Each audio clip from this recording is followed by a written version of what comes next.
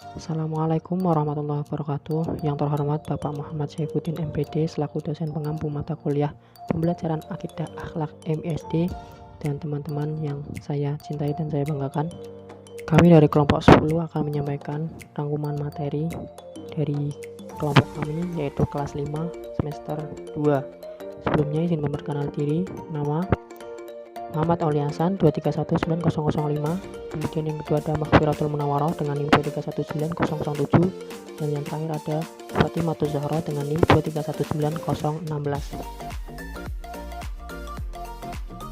Materi yang pertama ada mengenal kalimat thayyibah tarji. Kalimat tarji merupakan wujud penyerahan diri manusia atas takdir Allah Subhanahu wa taala. Barang siapa yang tertimpa musibah kemudian menghadapinya dengan sabar dan ikhlas dengan ucapan kalimat thayyibah tarji, innalillahi wa inna ilaihi rajiun, maka Allah Subhanahu wa taala akan memberi pahala, mengampuni dosa-dosa orang tersebut dan memberi ganti yang lebih baik. Sebagaimana dalam firman Allah Subhanahu wa taala, alladzina idza asabathum musibatun qalu innalillahi wa inna ilaihi rajiun, yang artinya yaitu orang-orang yang apabila ditimpa musibah mereka mengucapkan innalillahi wa inna ilaihi rajiun, sesungguhnya kami adalah kepunyaan Allah dan juga kepada Allah kami akan kembali. Quran Surat Al-Baqarah ayat 156. Kemudian terbiasa mengucapkan kalimat thayyibah tarji. Waktu yang tepat mengucapkan kalimat thayyibah tarji antara lain: yang pertama, ketika menerima musibah, mendengar kabar berita duka cita, terjadi kecelakaan, terjadi bencana alam, terpleset atau jatuh, dan kehilangan barang. Kemudian bersabar dalam menghadapi musibah. Kata sabar berasal dari bahasa Arab sobaro, yang artinya menahan dan menghalangi. Kesabaran merupakan pintu hidayah bagi hati. Seorang mukmin membutuhkan kesabaran dalam segala keadaan. Ketika ditimpa musibah, kesabaran harus diperkuat karena musibah yang terjadi merupakan ketentuan dari Allah Subhanahu wa taala. Jika muncul sifat tidak sabar, maka akan menurunkan kadar keimanan seorang mukmin terhadap Allah Subhanahu wa taala. Hikmah mengucapkan kalimat thayyibah tarji. Yang pertama, ikhlas dan tawakal kepada Allah. Yang kedua, bersabar atas ujian hidup. Yang ketiga, mendapat keberkahan yang sempurna dari Allah. Yang keempat, mendapatkan rahmat dari Allah. Yang kelima, mendapatkan petunjuk dari Allah. Yang keenam, meningkatkan takwa dan keimanan kepada Allah. Yang ketujuh, terhindar dari sifat sombong dan angkuh. Kemudian materi selanjutnya mengenal Allah Subhanahu wa taala melalui al-asma al-husna, al-muhyi, al-mumit, dan al-ba'id.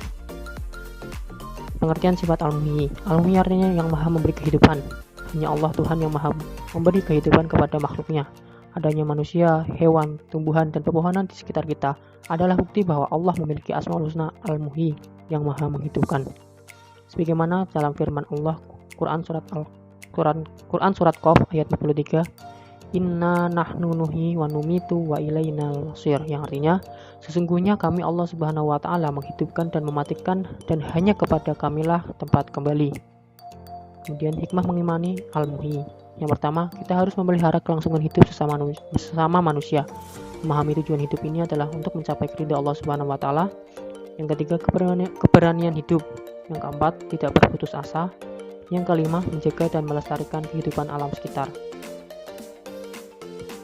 Pengertian sifat al-mumit. Allah bersifat al-mumit yang artinya maha mematikan. Semua makhluk hidup akan mengalami kematian. Sebagaimana Quran Surat Al-Ankabut ayat 57. Kullu nafsin dha'iqatul maut, tsumma ilaina turja'un. Tiap-tiap yang bernyawa akan merasakan mati, kemudian hanyalah kepada kami kamu dikembalikan. Manusia, hewan, dan begitu juga tumbuhan pasti akan mengalami peristiwa tersebut. Tidak ada tahu yang kapan datangnya kematian itu, karena rahasia kematian hanyalah milik Allah Subhanahu wa taala. Hikmah mempelajari dan mengimani al-mumit. Yang pertama, mengekang hawa nafsu supaya tidak melanggar larangan Allah, menegakkan amar ma'ruf nahi mungkar, mengutamakan kepentingan umum daripada kepentingan pribadi, memperbanyak amal kebaikan yang dilandasi untuk mengharap keridhaan Allah Subhanahu wa taala, selalu mengingat kematian, memantapkan niat untuk menjadikan hidup ini sebagai sarana beribadah. Kemudian pengertian sifat al-ba'id. Allah bersifat al-ba'id yang artinya maha membangkitkan, yaitu membangkitkan semangat dan kemauan, juga membangkitkan segala yang telah mati. Allah Subhanahu wa taala membangkitkan manusia dari kubur setelah hari kiamat.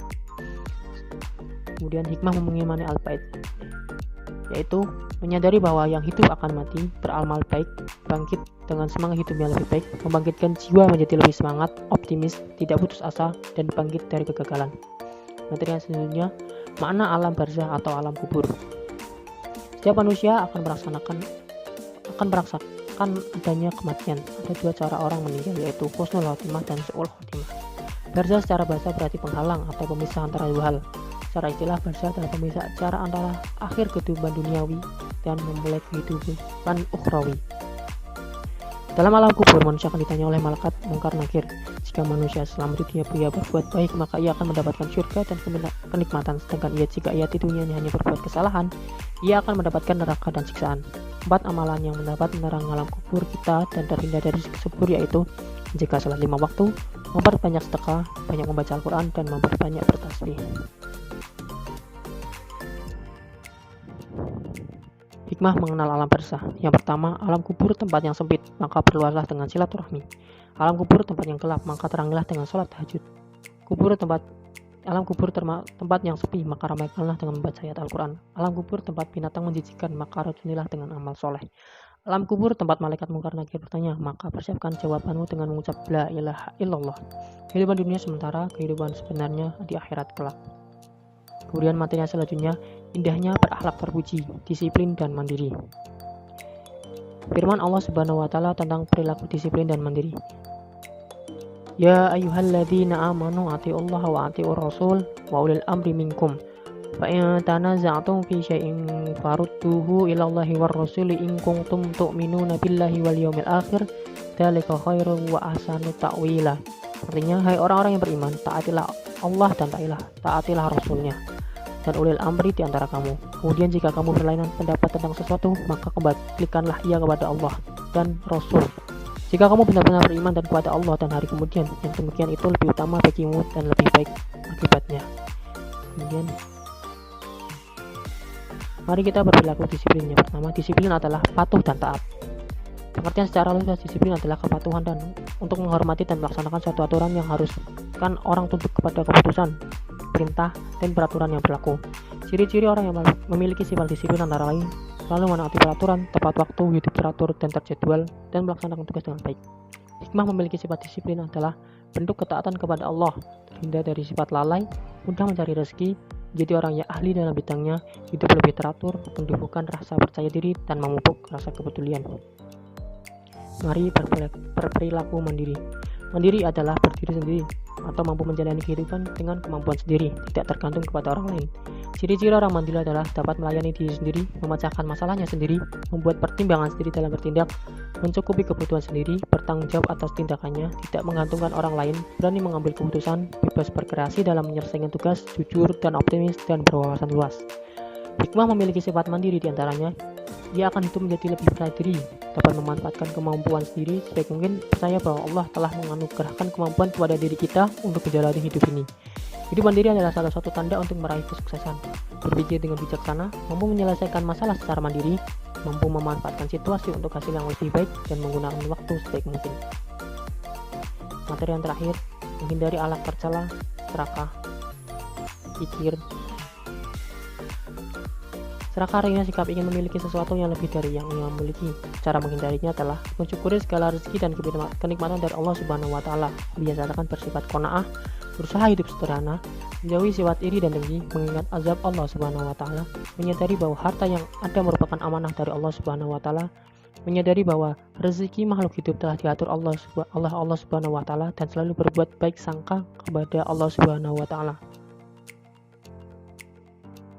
Hikmah menghindari sifat tercela. Yang pertama, selalu mensyukuri nikmat Allah dalam kondisi apapun, dapat menerapkan sifat ikhlas dan rendah hati dalam kehidupan, menerapkan sikap pemurah dan jujur dalam kehidupan, menyadari bahwa harta kekayaan hanya sarana menuju alam hakiki, yaitu alam akhirat. Ia menghindari sifat kikir. Kikir adalah sikap tidak mau berbagi terhadap orang lain yang membutuhkan.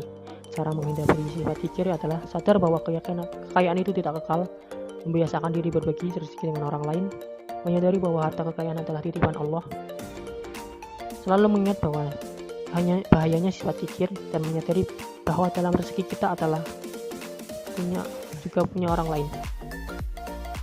Hikmah menghindari sifat kikir. Hikmah menghindari sifat kikir adalah hidup lebih tenang, tentram, sebab tidak diperbudak oleh nafsu duniawi, menjadi orang yang pandai bersyukur, memiliki kepedulian dan kepekaan terhadap sesama, disenangi oleh orang sekitar, terhindar dari perilaku zalim, mengambil hak orang lain. Kisah singkat tentang Qarun. Qarun adalah sepupu Nabi Musa SAW. dari Bani Israel. Pada awalnya hidup dalam kemiskinan, setelah didoakan Nabi Musa berubah menjadi kaya raya. Dengan kekayaannya berubah akhlak menjadi serakah, kikir, sombong, angkuh kepada sesama, dan tidak mau mensyukuri nikmat Allah. Pada akhirnya Allah mengazabnya dengan membinasakan Korun dan seluruh hartanya ke dalam perut bumi. Sifat itulah yang harus kita hindari.